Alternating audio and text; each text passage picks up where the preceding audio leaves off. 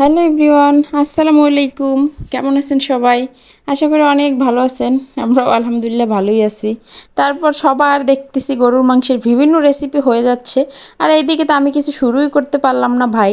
তো ভাবলাম এখন একটু আমার নিজের প্রয়োজনীয় জিনিস, যেহেতু কলিজাটা খাওয়াও লাগবে, রান্নাও করতে হবে, তো ভাবলাম আমিও একটু রেসিপিটা শেয়ার করেই ফেলি।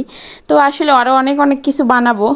কাচ্চি বিরিয়ানি বানাই গরুর মাংস দিয়ে আমি, মানে আরও অনেক অনেক কিছু বানাই, কিন্তু আসলে এবার সেভাবে সময় সুযোগ হয়ে উঠতেছে না, তো এই জন্য হচ্ছে না।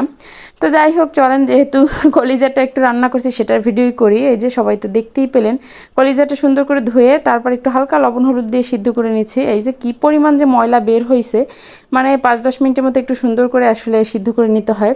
তারপর ময়লা ফেলে দিয়ে সুন্দর করে ছেঁকে আবার সাদা পানি দিয়ে ধুয়ে নিছি। তারপর চুলায় একটা প্যান বসিয়ে দিছি, প্যান বসিয়ে দিয়ে এখন আর কি মানে সমস্ত রকমের মশলা দিয়ে আর কি রান্না করা শুরু। আসলে এইটা কোনো রেসিপি দেওয়ার কিছু নেই, সবাই রান্না করতে পারি আমরা, কিন্তু তারপর যেহেতু আমি মানে টুকটাক ভিডিও এখনও শেয়ার করি আপনাদের সাথে, তো টুকটাক ভিডিও তো দেওয়াই লাগে। আর গরুর মাংসের রেসিপি বলে কথা, কোরবানির মাংসের রেসিপি বলে কথা, তো একটু তো শেয়ার করতেই হয়। তো যাই হোক, তারপরে এই যে মানে তেল দিলাম, তারপর তো গোটা মশলাগুলো দিয়ে পেঁয়াজ দিয়ে সুন্দর করে ভেজে তারপর আদা রসুন বাটা দিয়ে দিলাম। সুন্দর করে একটু আসলে মানে ভাজা ভাজা করে নিছি। তারপর হলুদ মরিচ লবণ, তারপর ধনিয়ার গুঁড়া জিরার গুঁড়া, মানে যা যা লাগে আর কি, তো সেইগুলো দিয়ে নিচ্ছি। কথা বলতে গিয়ে হাঁপাই যায়, কি একটা অবস্থা।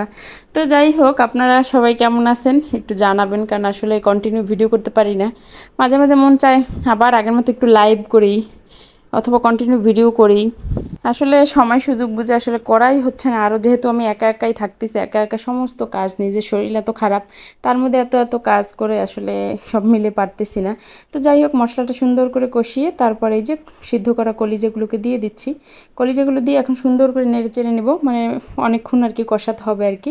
মূলত এটা সিম্পল একটা রান্না, তো আমার মন চাইলো যে একটু শেয়ার করি সবার সাথে, এই জন্য করলাম।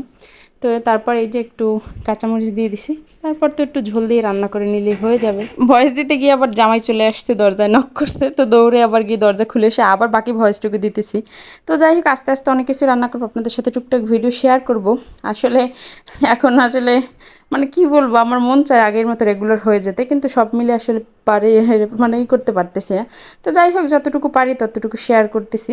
তারপর এই যে লাস্টের দিকে আবার আস্ত কিছু কাঁচামরিচ দিয়ে দিছি, দিয়ে তারপর আর কি এখন আবার সুন্দর করে নেড়ে চেড়ে একদম আর কি মানে একটু কষা কষা ভাব হয়ে আসলেই জিরের গুঁড়ো দিয়ে নামিয়ে নেবো। শেষ, সিম্পল একটা রান্না, মানে আমার জন্য খুবই উপকারী একটা রান্না গরুর কলিজা, কিন্তু আমি কখনোই সেভাবে গরুর কলিজা খেতে পারি না, মোটামুটি আর কি অত বেশি পছন্দ করি না বলতে গেলে।